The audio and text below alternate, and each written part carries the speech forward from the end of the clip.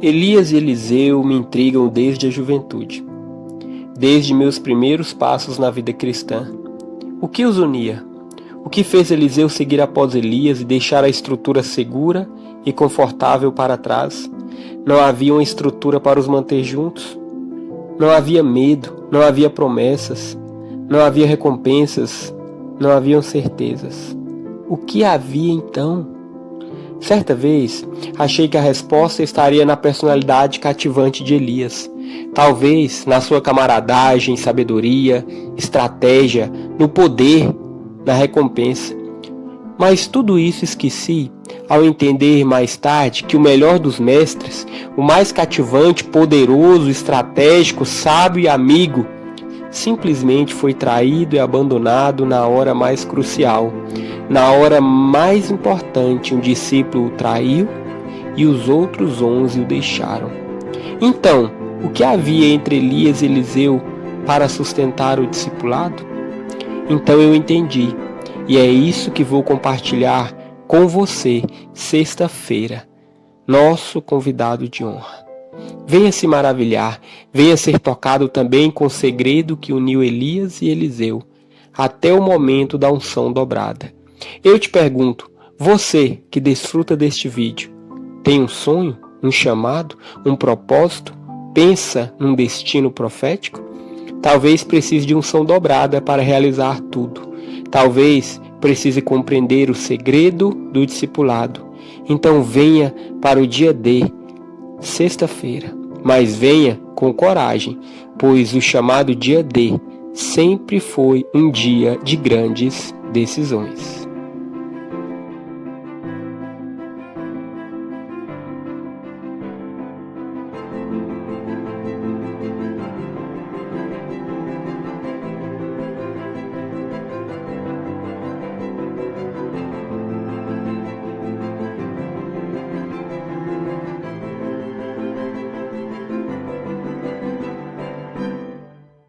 Eu sou Márcio V. Vigílio, do canal Jovens de Joelho.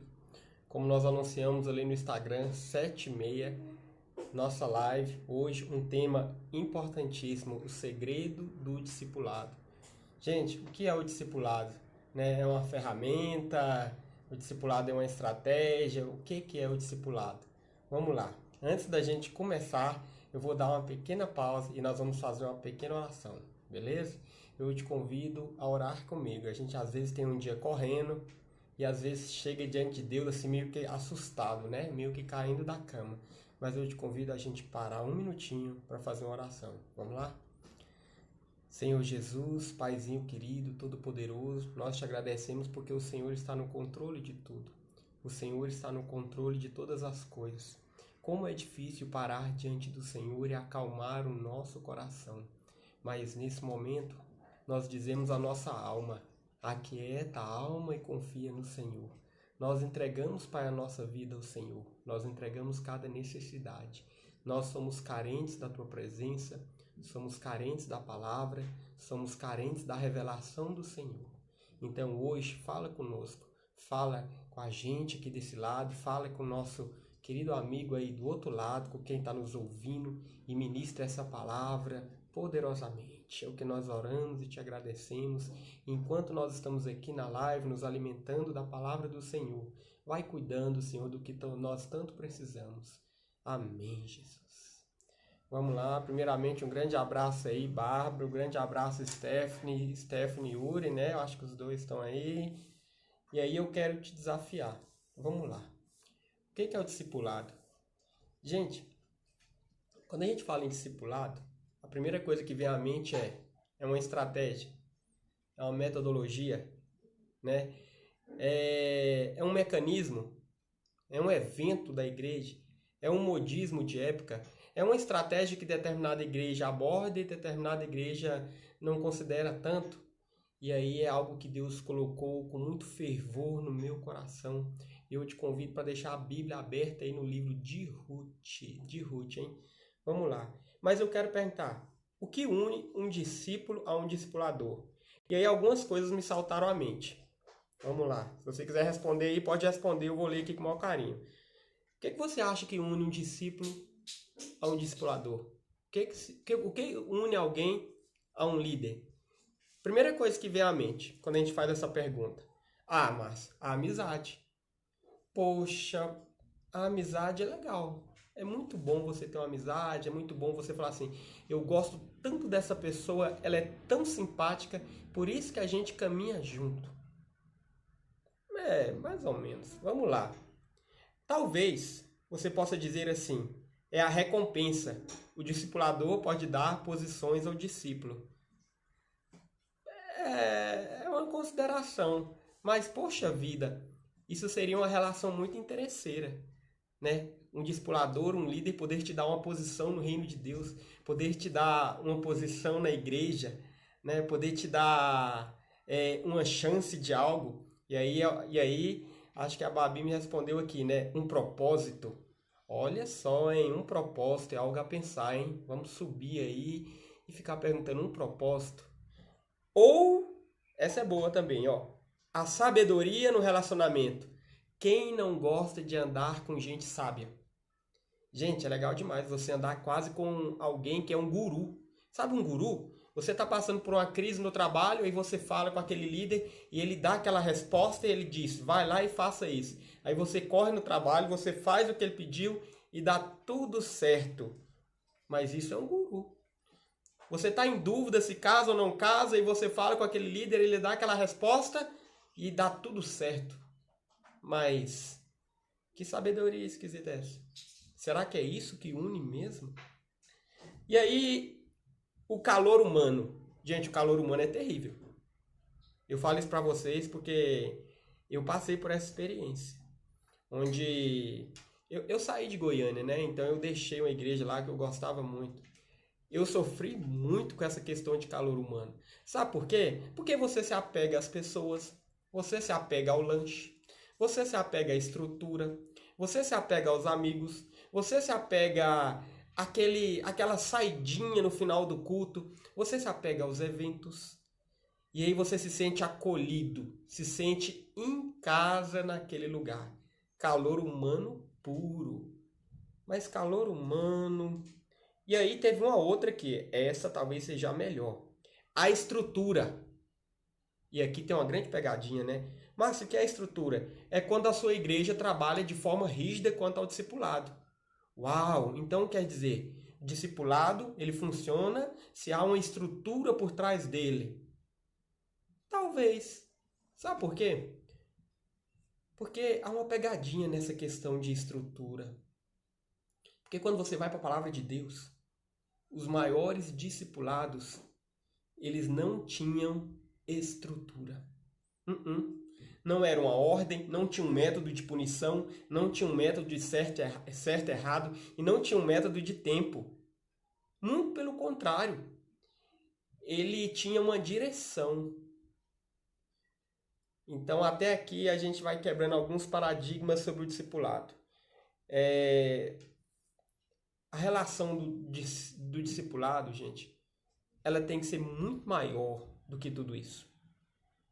Você não pode olhar o discipulado como algo ocasionado por causa de uma estrutura.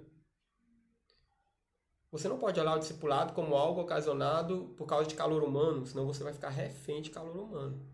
Assim como nós criticamos tanto teorias da prosperidade que às vezes tem no meio cristão, nós também temos igrejas que elas focam no calor humano. Isso é muito bom, mas ela esquece da palavra de Deus por causa do calor humano, né? Você não pode também focar nesse tipo de coisa, porque senão você não vai seguir o caminho que Deus tem para você. Então até aqui nós quebramos alguns paradigmas a respeito do discipulado. E aí eu te convido a abrir a palavra comigo. Convido quem está aí com a gente para abrir a palavra, que é Ruth 1:6. Vamos lá? Pega a palavra de Deus aí, livro de Ruth, capítulo 1, versículo 6. Diz assim a palavra de Deus.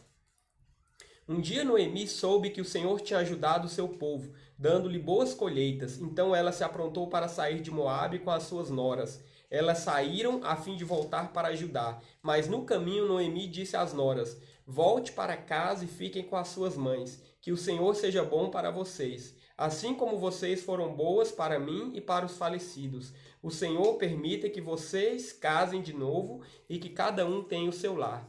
Então Noemi se despediu das suas noras com um beijo. Porém elas começaram a chorar alto e disseram: Não, nós não voltaremos. Nós iremos com a senhora e ficaremos com o seu povo. Mas Noemi respondeu: Voltem, minhas filhas. Por que querem ir comigo? Vocês acham que eu ainda poderei ter filhos para casar com vocês? Olha só, hein? Aqui nós quebramos a primeira falsa verdade sobre o discipulado, né? O discipulado é baseado em algo que um discipulador possa te oferecer? Noemi não poderia oferecer nada aqui, ela deixa isso bem claro. Voltem para casa porque já estou muito velha para casar de novo, pois ainda que eu tivesse esperança de casar outra vez, ou mesmo que casasse esta noite e chegasse a ter filhos, será que vocês iriam esperar até que eles crescessem para vocês casarem com eles? É claro que não, minhas filhas. O Senhor está contra mim, e isso me deixa muito triste, pois vocês também estão sofrendo. Aí elas começaram a chorar alto outra vez. Então Orfa se despediu da sua sogra com um beijo e voltou para o seu povo, mas Ruth ficou. Ué, mas Orfa não falou que ia seguir Noemi? O que aconteceu? Ela mudou de ideia. E aí eu digo uma verdade para você. Você não pode sustentar um discipulado baseado na emoção. Lembra? Lembra que vocês responderam aí, a Babi respondeu propósito lá em cima? Propósito não pode ser fundamentado em emoção. O discipulado é um vínculo que lá na frente vai revelar, vai se relacionar com o propósito, hein? Então vamos lá, versículo 13. Versículo 14. Aí elas começaram a chorar alto outra vez. Orfa se despediu da sua sogra com um beijo e voltou para o seu povo. Mas Ruth ficou. Veja, disse Noemi, a sua cunhada voltou para o seu povo e para os seus deuses. Volte você também para casa com ela. Porém Ruth respondeu: Não me proíba de ir com a senhora, nem me peça para abandoná-la. Onde a senhora for, eu irei, e onde morar, eu também morarei. O seu povo será o meu povo, e o seu Deus será o meu Deus. Onde a senhora morrer, eu morrerei também, e ali serei sepultada. Que o Senhor me castigue, se qualquer coisa, a não ser a morte, me separar da senhora. Gente, olha só isso aqui. Eu vou falar de dois personagens bíblicos marcantes. E aí eu entrei com Ruth aqui. Por quê? Porque algumas pessoas são como Orfa. Elas chegam perto do discipulado. Elas têm uma palavra bonita, elas têm uma palavra poética, elas manifestam uma emoção, uma fidelidade, uma servidão. Mas vou dizer algo, um segredinho que você vai levar para a sua vida. Nenhum homem de Deus se deixa levar por esse tipo de palavra. Nenhum homem de Deus que sabe para onde está indo se impressiona com isso. Nenhum homem de Deus ele fica apaixonado por aquela palavra que salta a boca no primeiro momento, no meio da primeira circunstância. Não funciona assim. Porque a vida cristã ela é uma vida que nos leva a refletir profundamente. Né? Vou falar disso no vídeo que a gente está fazendo no YouTube. Eu vou postar do domingo. Não sei quem está acompanhando. E aí nós vamos falar zona de reflexão. Porque Orfa aqui não refletiu nada. Orfa aqui simplesmente teve uma explosão emocional. Tô indo, tô dentro, conta comigo. Orfa aqui meio que deu uma de Pedro, né? Eu nunca te negarei. Mas assim que sentiu a dificuldade, assim que viu que não ia dar certo, assim que achou que não tinha recompensa, o que Orfa fez? Pulou fora. Viu como que o discipulado ele é forte? Porque o discipulado, em alguns momentos, ele pode ter uma situação, mas aí ele vai subindo de níveis. E toda aquela situação estrutural, à medida que você sobe de nível, ela vai sendo retirada. Porque o discipulado é uma preparação para o seu ministério. Eita, hoje Deus está falando muito. Mas vamos falar um pouco de Ruth. Ruth, a decisão profunda. Deixa a Orfa para lá. O que Ruth nos mostra? Ruth nos mostra que seguir um líder tem algumas características. Vamos lá. compreensão de como o reino funciona. Ruth compreendeu quem era o Deus de Noemi. E foi isso que impressionou Ruth. Ruth, ela não fez uma declaração meramente poética. Ela falou, eu vou com você. E ela foi. Mas vocês acham mesmo que ela foi atraída por Noemi? Não. Você não pode seguir um discipulado se você é atraído meramente pelo homem. Você tem que ser atraído pela missão. Você tem que ser atraído pela revelação. Você tem que ser atraído pela palavra. Por isso que o discipulado tem uma estratégia, à medida que você vai amadurecendo, que é caçar, cavar. Você caça o seu líder para extrair tudo que Deus tem para você através da vida dele. Outro ponto importante em Ruth é uma mudança de paradigma na relação e reconhecimento de um homem de Deus. Até então, Noemi era a sogra. Mas aqui Noemi se torna a mentora, a líder, a discipuladora.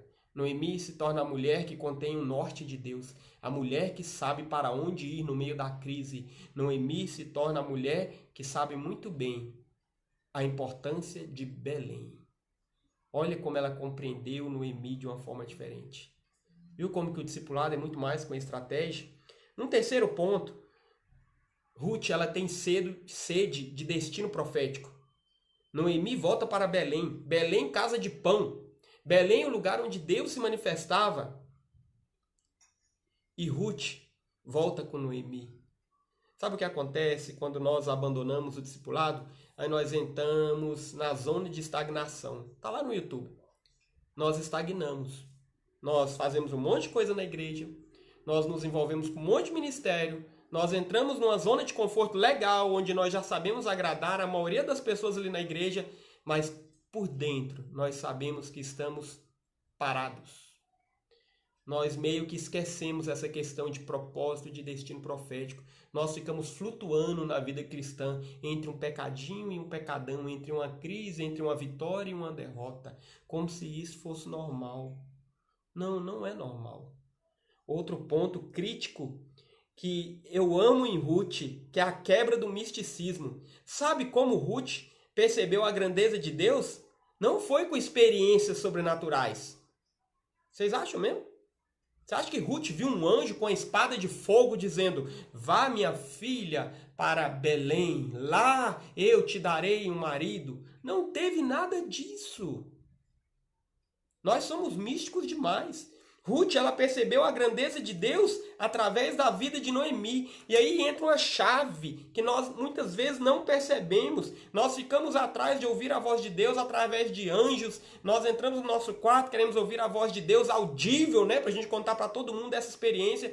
Mas muitas vezes Deus coloca uma pessoa que tem a glória de Deus, que é o instrumento de Deus na nossa vida. E sabe o que nós fazemos? Nós descolamos. E aí depois nós ficamos, Deus fala comigo. E aí a pessoa está lá. Eu lembro que tinha uma pessoa, meus 17 anos, que ela virou para mim um dia e falou assim, Márcio, você vai fazer o seminário e vai me ajudar a liderar a célula. Era a voz de Deus, era o milagre de Deus, era o poder de Deus agindo. E eu tive que pegar. Eu olhei aquilo e falei, gente, será que é a deixa de Deus para mim fazer o seminário? Será que é a deixa de Deus falando do meu chamado? Sabe, gente, não teve nenhuma experiência sobrenatural naquilo. Era uma pessoa de carne e osso. Uma pessoa tão simples, falou isso de uma forma tão simples. Falou, Márcio, você não toca violão direito, sua voz é muito boa, mas você pode ajudar lá no ministrar louvor na célula, porque não tem ninguém. E aí, eu abusei da misericórdia dos irmãos. Mas foi uma experiência gratificante, porque foi me dando convicção.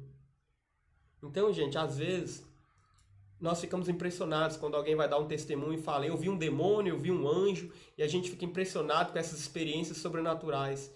Mas nós não percebemos as Noemi no nosso caminho. Ruth não é uma mulher de experiências sobrenaturais. Ruth é uma mulher que vivenciou o sobrenatural de Deus através de uma mulher simples, Noemi, a sogra, a mentora dela. Esse livro de Ruth é invocado, eu falei. Discernimento de nossa Belém. Quem foi que falou de Belém para Ruth? Foi Noemi. Eu não sei vocês. Mas quem falou que eu ia mexer com o Ministério de Ensino? Lá atrás, muitas pessoas falaram e apontaram o norte. Talvez alguém já fez isso com você. Pegou na sua mão e falou, você tem um chamado para isso. E você falou assim, eu? Tem nada a ver. Nunca senti isso. Não é sentir. Porque um homem de Deus, ele discerne as coisas de Deus. Noemi discerniu que era para voltar para Belém. Ruth foi com ela. A mão de Deus estaria sobre Ruth, ali em Belém. E outro ponto marcante em Ruth é que Ruth ainda entendeu a lei da dispensa. Ô lei terrível! Porque essa lei aqui é para gente madura. O que é a lei da dispensa, Márcio? Que confusão é essa? Simplifica aí, porque você usa uns termos metáfora demais para minha cabeça. Gente, como que Ruth seguiu Noemi? Ela insistiu. Sabe por quê? Noemi falou assim, ó, daqui em diante eu não tenho mais filho. Daqui em diante eu não vou poder arrumar mais filho. Eu não tenho dinheiro. Eu vou para Belém, mas nem sei como é que tá lá. Eu nem sei como é que vão me receber. Vamos falar uma verdade, Ruth? Eu não posso te ajudar muito, não. Mas eu conheço Deus vivo. E Ruth, faça o favor, não me segue, não. Gente, essa é a lei da dispensa. O que é a lei da dispensa? Num ponto da vida cristã, um homem de Deus ele vai cercar você. Ele vai fazer um cercadinho. E ele vai prender você nesse cercadinho para que você comece a crescer. Eu tenho um filho, é assim mesmo. No começo a gente faz um cercadinho. Eu lembro da primeira vez que eu falei para Giovana descer para a área de lazer pegando o elevador sozinha. Eu falei, aperte o P, por favor. E aí a gente correu para a janela e ficou olhando. Isso porque a gente mora no 3º andar. Aí depois um dia ela foi para a avó dela, que é no 10º. Olha que coisa impressionante. Sabe? A lei da dispensa é quando um líder, a fim de levar o amadurecimento a você, de fazer você amadurecer, ele tira o cercadinho. No primeiro nível do discipulado, não pode tirar o cercadinho, porque você não sabe o que fazer com a liberdade. Então o líder segura o cercadinho, mas um grande líder, no segundo momento, sabe o que ele faz? Ele tira o cercadinho e aí para tentar você mais um pouquinho, ele fala assim, vai embora. Vai embora. Ele fala, seja líder, decida, eu te dou aqui a chave da liberdade. Ele vira você e fala assim, toma aqui o cartão de crédito. Vai gastar. Gaste com o que você quiser. E aí, na verdade, ele está dizendo para você assim, chegou a hora de você usar algo que muitos homens não sabem usar e caem, a liberdade. Em algum momento, todo cristão precisa saber o que fazer com a liberdade. Na nossa infância da fé, a gente diz assim, eu não posso ter carro, senão o carro vai me desviar. Eu não posso ter dinheiro, senão o dinheiro vai me desviar. Eu preciso ficar grudado no meu líder 24 horas por dia, senão eu vou me desviar. Em algum momento é assim, mas no segundo momento, Deus começa a te abençoar. Te abençoar. O crescimento gera isso. E um líder verdadeiro, em algum momento ele vai arrancar o cercadinho, ele vai cortar as cordas e falar, eu vou para Belém.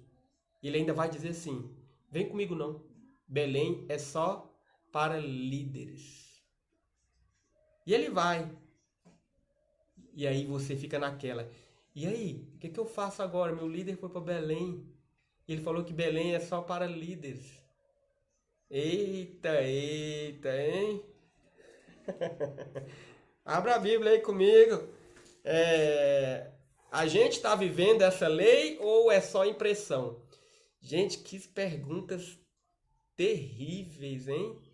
É uma boa pergunta. É uma boa pergunta. Quando a gente ama de fato as pessoas, quando um líder ama de fato os discípulos, ele planeja em algum momento dar liberdade. E ele diz, agora eu vou para Belém e só vou com líderes. E aí fica algo no ar. Talvez seja a resposta para esta pergunta. João 6, 58, olha o que diz a palavra de Deus. Livro de João, capítulo 6, versículo 58. Diz assim.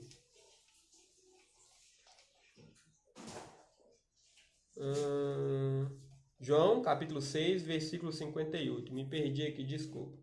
Este é o pão que desceu do céu. Não é como o pão que os antepassados de vocês comeram e mesmo assim morreram. Quem come deste pão viverá para sempre. Jesus disse isso quando estava ensinando na sinagoga de Cafarnaum. Muitos seguidores de Jesus ouviram isso e reclamaram. O que ele ensina é muito difícil. Quem pode aceitar esses ensinamentos? Não disseram nada a Jesus, mas ele sabia que eles estavam resmungando contra ele. Por isso perguntou: vocês querem me abandonar por causa disso? E o que aconteceria se vocês vissem o Filho do Homem subir para onde estava antes? O Espírito de Deus é quem dá a vida, mas o ser humano não pode fazer isso. As palavras que eu lhes disse são espírito e vida, mas mesmo assim alguns de vocês não creem. Jesus disse isso porque já sabia desde o começo quem eram os que não iam crer nele e sabia também quem ia traí-lo. Jesus continuou: foi por esse motivo que eu disse a vocês que só pode vir a mim a pessoa que for trazida pelo Pai. Por causa disso, muitos seguidores de Jesus o abandonaram e não o acompanhavam mais. Então ele perguntou aos 12, será que vocês também querem ir embora? Então Simão Pedro respondeu, quem é que nós vamos seguir? Só o Senhor tem as palavras que dão vida eterna. Entenderam agora? Jesus não usava cercadinhos.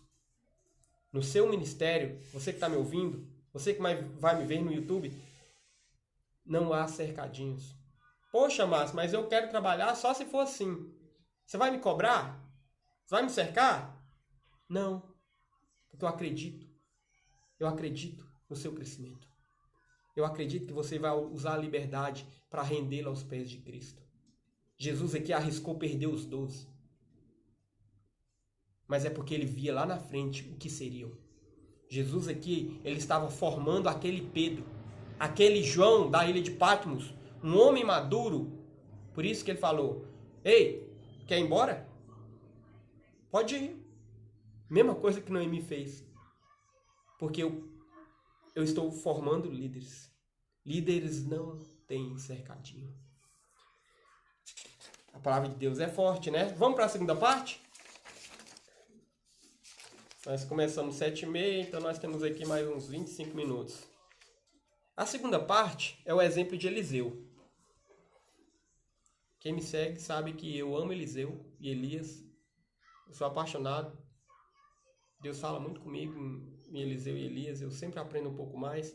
E eu te convido a abrir a tua Bíblia aí em 1 Reis 19:11. 1 Reis, lá no Velho Testamento, capítulo 19, versículo 11. Diz assim a palavra de Deus. O Senhor Deus disse, saia e vá ficar diante de mim no alto do monte. Então o Senhor passou por ali e mandou um vento muito forte, que rachou os morros e quebrou as rochas em pedaços. Mas o Senhor não estava no vento. Quando o vento parou de soprar, veio um terremoto, porém o Senhor não estava no terremoto. Depois do terremoto veio um fogo, mas o Senhor não estava no fogo. E depois do fogo veio um sussurro calmo e suave.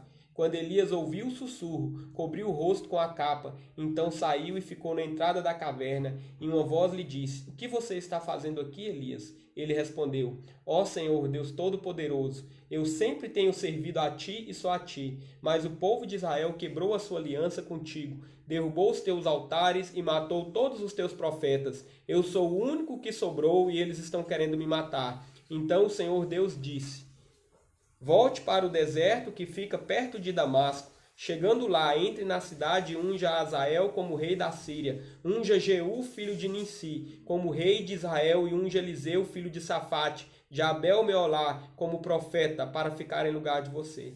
As pessoas que não forem mortas por Azael serão mortas por Jeú, e todos os que escaparem de Jeú serão mortos por Eliseu. Mas eu deixarei 7 1000 pessoas vivas em Israel, isto é, todos aqueles que não adoraram o Deus Baal e não beijaram a sua imagem. Elias saiu e encontrou Eliseu, que estava arando a terra. Na frente dele iam 12 pares de bois, e ele estava arando com o último par. Elias passou perto de Eliseu e jogou a sua capa em cima dele. Então Eliseu largou seus bois, correu atrás de Elias e disse: Deixe que eu vá beijar o meu pai e a minha mãe, e depois eu irei com você. Elias respondeu: Está bem, pode ir, eu não estou impedindo. Aí Eliseu deixou Elias e foi até o lugar onde estavam os bois e matou-os. Então fez fogo com a madeira da canga e cozinhou a carne.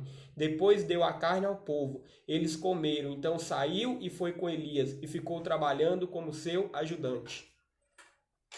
Vamos lá. Vamos pegar isso aqui e contar um pouco dos segredinhos do discipulado. Como é que nasceu a relação Eliseu-Elias? Nasceu no coração de Deus. Foi Deus que mandou Elias procurar Eliseu. Gente, agora você está entendendo como que o discipulado é muito mais do que uma estratégia, do que um protocolo? Não, o discipulado é uma estratégia do coração de Deus.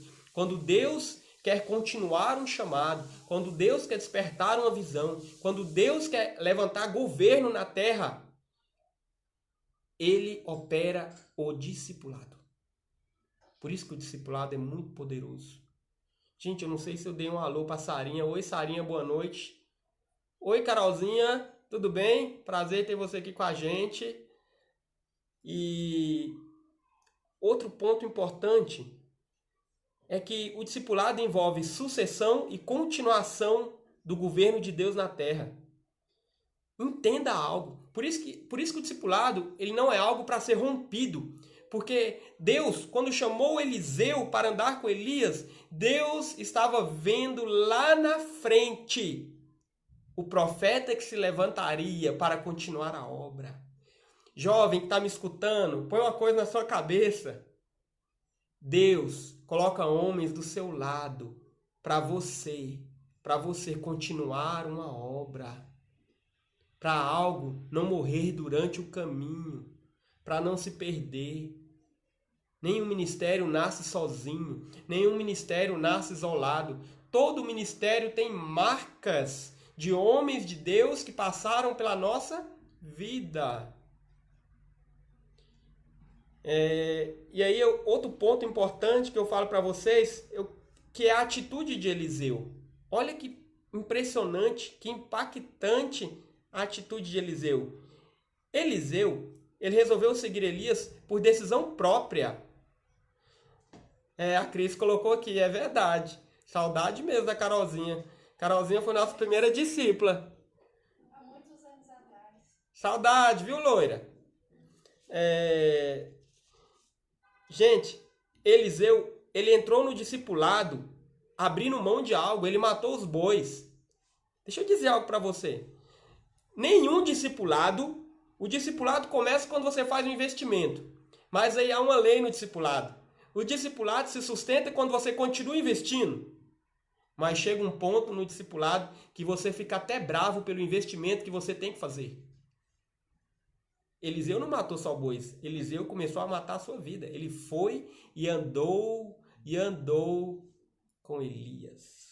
Elias começou a mexer no destino de Eliseu, porque ele começou a passar uma visão, um chamado. Aquilo começou a queimar no coração de Eliseu. Eliseu, não pense vocês que quando Elias foi arrebatado, Eliseu voltou para a velha vida, comprou mais uns bois e foi fazer a mesma coisa. Não ocorre assim. Quando você sustenta o discipulado e você não quebra, quando chegar o tempo, você vai ser um líder e o seu destino não será mais o mesmo. Não será mais o mesmo. Porque você vai ter marcas muito fortes dentro de você. Outra marca de Eliseu. Quando ele mata os bois, gente, ele encerrou um ciclo de mentalidade e acreditou. Ele começou a investir no alto. E aí eu pergunto, por isso que o discipulado não pode ser uma mera estratégia. Eu estou aqui parado esperando alguém cuidar de mim. Não, isso aí você vai para a sala de aula. Discipulado não pode ser uma apostila. Eu vou ler aqui uma apostila para você. Não.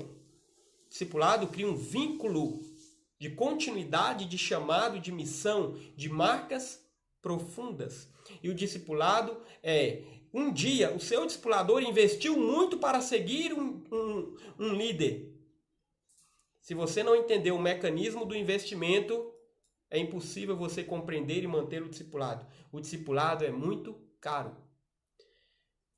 E olha o que aconteceu de novo com Eliseu. Eliseu, ele serviu Elias, o discipulado, em altos níveis.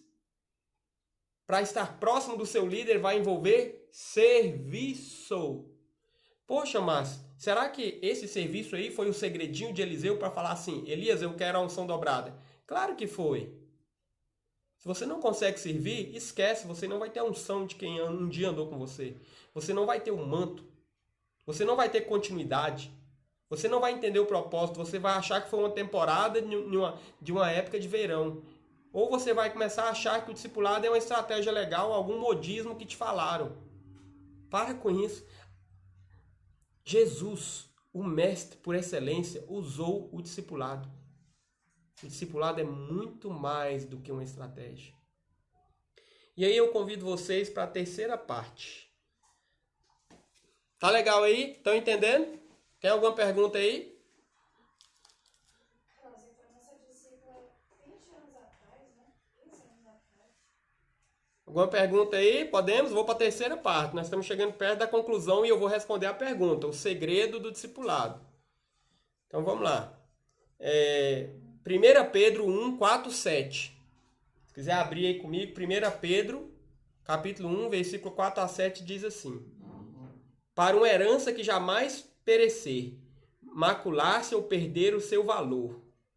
Herança guardada nos céus para vocês, que mediante a fé são protegidos pelo poder de Deus, até chegar à salvação, prestes a ser revelada no último tempo. Gente, discipulado é alguém depositando em você uma herança. Nisso vocês exultam, ainda agora, por um pouco de tempo, devem ser entristecidos por todo tipo de provação. Discipulado é suportar provação, porque vai te levar a crescer. Crescimento é provação, é desafios. Ai, mas estava tão confortável mês passado. Sim, mas você caminha com um grande líder, ele vai tirar o tempo do conforto rapidinho. É assim que funciona o discipulado. Assim acontece para que fique comprovado que a fé que vocês têm, muito mais valiosa do que o ouro que perece, mesmo que refinado pelo fogo, é genuína, resultará em louvor. E aí vai outra chave do discipulado. Discipulado é que nem ouro. Quanto mais você suporta o fogo do crescimento, mais fica nítido que o material que vai ficar em você é ouro puro. Poxa, mas o que você está ensinando? Eu estou ensinando ouro puro para você. Estou ensinando a palavra de Deus. Estou te ensinando o impacto do discipulado. Porque olha como é desafiador e é difícil falar do discipulado. Porque muitas vezes nós subimos para ensinar e para pregar. Mas é difícil você ensinar alguém que está disposto a andar com você. Porque essa pessoa vai conhecer você de perto. Vai saber se o que você ensina é verdade ou mentira.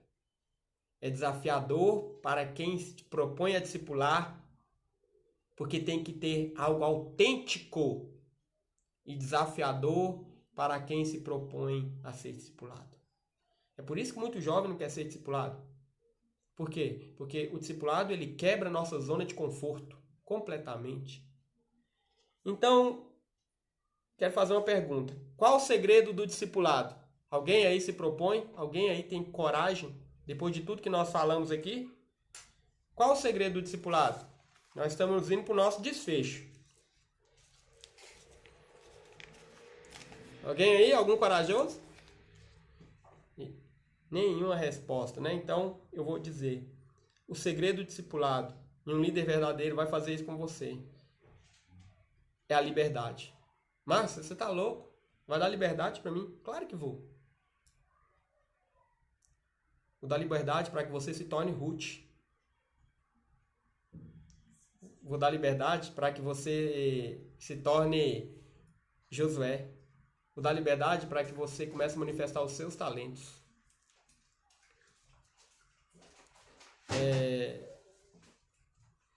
Eu tenho que ler a resposta aqui, porque tem uma resposta que ele estava digitando, né? Acho que a Stephanie digitou aqui, ó. Segredo do discipulado é caminhar juntos e viver a herança. Pois é, caminhar juntos e viver a herança. Caminhar juntos e viver a herança. Com liberdade. Total. Poxa, Márcio, então por que eu sigo? Você segue porque você entendeu o valor. Você segue porque você entendeu o quanto é precioso. Não é por causa de estrutura. É estranho, né? Há uma imagem que me impressiona, que o pessoal que mexe com a águia que faz isso. Eles treinam a águia e eles soltam a águia. Gente, a águia voa tantos metros. E aí a águia vai lá, dá uma volta e ela pousa direitinho no braço do dono, do tratador, criador, não sei. O discipulado é mais ou menos isso. É alguém te treinar para ser uma águia e te soltar. E você decidir seguir. E crescer mais. Falar assim, não, eu ainda tenho herança para reter. Eu ainda tenho mais herança para tirar de você. É estranho, né? Alguém te treina para voar, te dá liberdade e você fala assim, não, mas eu ainda quero ficar junto. Vou lutar, eu vou correr atrás. É estranho. É aquele escravo da orelha furada. É por aí. O discipulado é um estilo de vida do qual nós vamos andar com Cristo. Ninguém anda com Cristo. Ah, Márcio, eu ando com Cristo porque eu tenho medo do inferno. Blá, blá, blá. Ninguém fica andando com Jesus porque tem medo do inferno. Todo mundo tem medo do inferno. Fosse assim, ninguém se desviava. Ninguém caía no pecado. O medo não impede nenhum cristão de se desviar, de se rebelar contra Deus. Ah, eu estou andando com Cristo porque Cristo é muito bom para mim. Isso também cai por terra porque... E quando você passar por dificuldade, você vai continuar achando Cristo bom? Porque muito cristão no velório, quando perde um ente querido num acidente grave, começa a achar que Jesus não é bom. Não, eu estou andando com Cristo porque eu amo aqui a estrutura da minha igreja. Tá bom, aí daqui a pouco vem uma promoção de trabalho e você muda para o fim do mundo.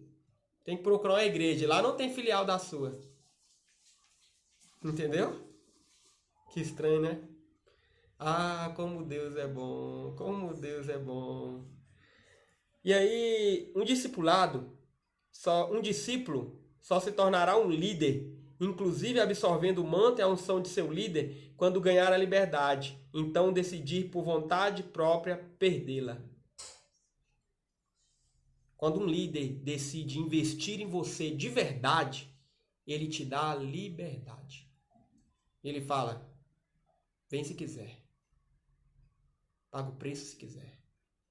Ande como líder. Pare de andar como um mero aluno. Alunos são obrigados a chegar no horário, aluno tem prova, aluno tem tudo isso. Um líder não. O líder, ele é o exemplo. Ele é o primeiro que chega. Essa é a diferença de um aluno e de um discípulo que está se tornando um líder. Carolzinha, peraí, a Stephanie escreveu aqui, com essa liberdade que vemos se realmente entendemos o valor do discipulado. É isso mesmo. Porque enquanto existe a cerca, a gente não percebe o valor do discipulado. A gente percebe quando tem a liberdade. Né? E Jesus, ele é irresistível, de fato. Né? Por isso que nós seguimos a Cristo. Né? Nós seguimos a Cristo, por isso que muitos mártires morreram, entregaram as suas vidas para Cristo. Porque foram capturados por Ele. Mas é um paradigma estranho. Eu sei que essa live é meio esquisita.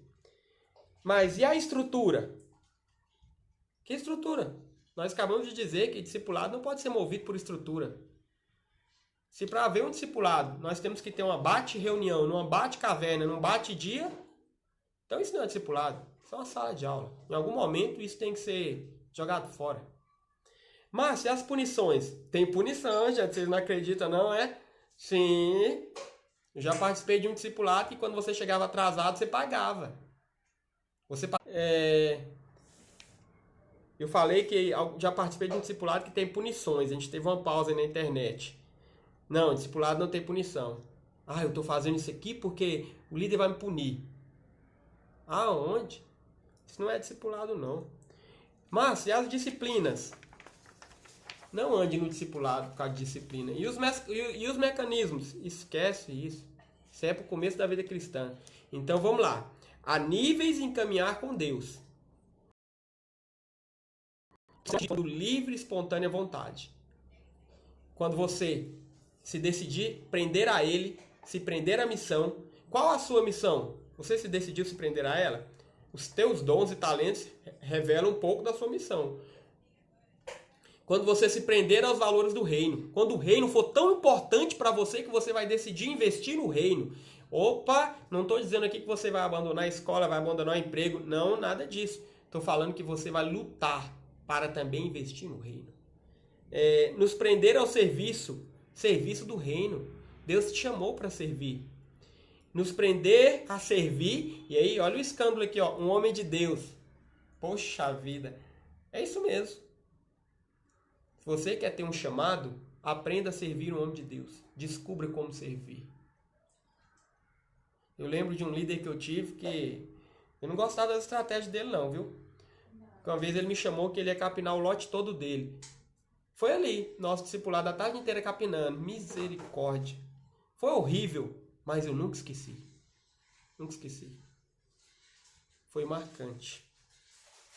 Então vamos concluir, hein? Vamos fechar. Então hoje eu vou ressignificar algo especial para você. Primeiro eu falei que o discipulado envolve o segredo do discipulado da liberdade. Então eu vou ressignificar para você como começa um chamado. Talvez já falaram para vocês assim: ah, Márcio, um chamado começa quando alguém põe a mão na minha cabeça.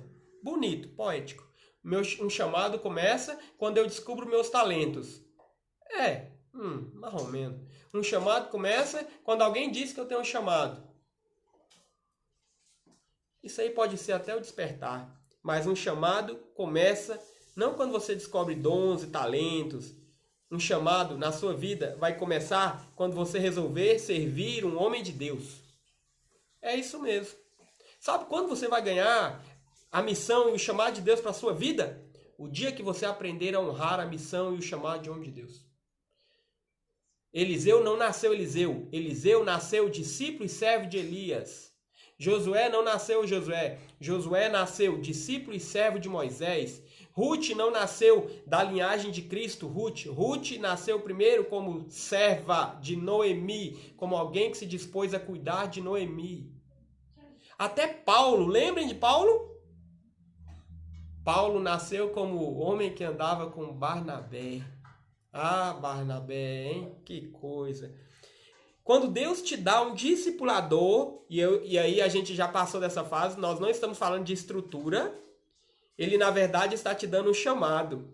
Que coisa, hein? Eu levei muito tempo para descobrir isso. Quando Deus te dá um discipulador, ele está te dando a chave do seu chamado. Eliseu só foi Eliseu porque compreendeu quem era Elias e lutou para ficar ao seu lado. Ruth só foi Ruth da linhagem de Jesus porque compreendeu quem era Noemi. Então ela serviu e insistiu em ficar ao seu lado. E ainda poderíamos falar de Josué, Timóteo, Esther. Esther serviu Mordecai. Ela não abandonou Mordecai, hein? Mas eu pergunto para vocês. Clareou um pouco aí o que é o discipulado? Alguém aí se surpreendeu? Alguém aí percebeu, ressignificou na sua vida o que é o discipulado? Quando um líder ele vai além da estrutura, na verdade ele está preparando você para ser uma águia. Ele está acreditando que você é um líder também. Quando Elias falou, Eliseu, tô indo, vem se quiser. Ele estava dizendo, comporte-se como um líder. Porque um líder faz escolhas. Se quiser ser um líder, comece andando, venha. Dê a sua liberdade para a sua missão. É isso aí mesmo, é um aviãozinho. O discipulado é um aviãozinho.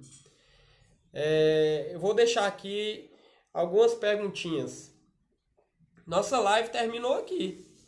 Nosso assunto, ele meio que, graças a Deus, está dentro do tempo eu consegui concluir. Ficou alguma dúvida aí para vocês que estão acompanhando? Vocês que estão aí ao vivo têm essa vantagem, né? Dá para interagir e jogar alguma pergunta aí no ar. Algo que Deus falou com vocês, quer compartilhar aí, escreve aí pra gente. Essa live eu vou fazer ela de 15 em 15 dias, né? Então a nossa próxima live vai ser no dia 18 de junho às 19h30. E aí eu vou estar postando tanto no Instagram quanto no YouTube. Essa live eu vou editá-la, né? E eu devo estar colocando ela aí domingo lá no YouTube. Entre sábado e domingo. Sendo que nesse final de semana eu vou postar também no YouTube a segunda reflexão nossa, né? Que é Zona de reflexão. Nós estamos tratando um tema no YouTube de 3 vídeos, onde é exterminadores de sonhos. Né? O que extermina os nossos sonhos? E aí, o primeiro vídeo nós falamos, zona de estagnação. Quando você está estagnado em Deus, você não vai para lugar nenhum, você não cresce, o seu chamado não desenvolve, você está vivendo daquela unção que você provou 10 anos atrás e ainda está contando aquelas mesmas histórias. Está estagnado. Nós já falamos disso, já está lá no YouTube, essa zona terrível. E aí nós vamos falar agora da zona de reflexão. É quando você percebe que está estagnado e fala, e agora? Para onde eu vou? Zona de reflexão. É disso que nós vamos falar. E aí, vamos lá. Eu quero deixar aqui para vocês 3 perguntinhas. Vocês que estão acompanhando a live, o pessoal do YouTube. E eu vou deixar o e-mail aí que é marcio.cris24@gmail.com. Tá bom? Depois vou colocar esse e-mail lá no nosso Instagram, tá cheio desse e-mail, no nosso YouTube. E aí vou colocar lá as perguntinhas e você pode mandar a pergunta que eu vou ter o prazer de responder. Vamos lá, teve uma pergunta aqui. Deixa eu ver se eu não me perco aqui, gente. Quem vive o discipulado não pode estar na zona de estagnação? Pode, porque pode viver o discipulado como uma estrutura, como um mecanismo. Pode viver o discipulado de forma a se sentir confortável. Agora, quando você vive o discipulado e há um homem de Deus nesse discipulado, há um líder de Deus, ele vai quebrar de tempos em tempos a zona de estagnação. É um fato. Quando um líder ele mantém uma estrutura 200 anos, é o líder que está na zona de estagnação. É porque o líder talvez não acredita mais em você. Quando ele vai lá e quebra a zona de estagnação, ele está dizendo assim, eu continuo investindo em você. Por isso que eu estou indo para o próximo nível. Aí quando você vai lá naquela zona e você fica todo feliz naquela zona de estagnação, ele não está lá mais. Você fica frustrado. Poxa, o líder me abandonou. Não, ele não abandonou. Ele já montou um acampamento em outro nível. Você que ficou para trás. Outra perguntinha aqui. Mas pode estar na zona de reflexão? Essa perguntinha só vê no vídeo. Porque o que é a zona de reflexão? Tem que ver o vídeo que eu vou colocar no YouTube esse final de semana. Gente, tem que ver, porque eu vou te levar para as areias do deserto com Moisés. Moisés passou pela zona de reflexão. Você tem que ver esse vídeo, porque Deus falou muito ao meu coração. Ah, Senhor, eu quero jogar esse vídeo para um monte de gente. Joga isso aí, porque eu vejo muito cristão, muito jovem preso na zona de estagnação, aí depois fica preso na zona de reflexão. Mas depois da zona de reflexão, vem a zona de propósito. A zona de propósito é onde ocorre o chamado de Deus na sua vida. Amém? Então, eu vou aqui falar aqui nossas perguntinhas, tá bom? Ela vai ficar salva na live, depois se você quiser anotar, mandar lá no nosso e-mail, que a gente vai ter o prazer de ler. Aí eu não sei se eu respondo isso, a forma de responder eu vou dar um jeito aqui, eu aviso no Instagram, nos nossos canais. Primeira pergunta. Como você vê o discipulado? Depois de ver nossa live, como você via e como você vê agora o discipulado? Gente, pode mandar mais perguntas aí, tá? Se quiser. Nós ainda temos aqui mais uns 5 a 10 minutos, não tem problema não.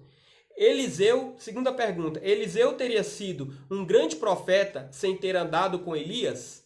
Que pergunta invocada, hein? Eliseu teria sido um grande profeta sem ter andado com Elias? Agora vamos para a terceira. O que você entendeu da lei da dispensa? Lembra que nós falamos da lei da dispensa durante a live? Poxa, Márcio, o líder está me dispensando, não sei o quê. Será? O que você entendeu sobre a lei da dispensa? Beleza? Eu vou chamar essas perguntinhas que eu coloco na live para o pessoal que já me conhece de sal. né? Nós vamos pôr um sal aí na sua vida. É isso que eu chamo. Sempre eu vou dar aqui umas perguntinhas sobre o nosso sal. E aí você que vê a live, pode responder lá no nosso e-mail. Ou eu faço uma live para responder. Se as perguntas e as respostas se parecerem, eu faço uma live só para a gente falar de respostas. Que a gente interage um pouco mais e a gente pensa nisso depois. É isso. Mais alguma pergunta aí? Nós vamos estar terminando. Deixa eu ver aqui um recadinho que eu quero passar para vocês. Já falei, né, da série do YouTube. E eu peço que você passe esse recado adiante. Vamos tocar no coração de jovens.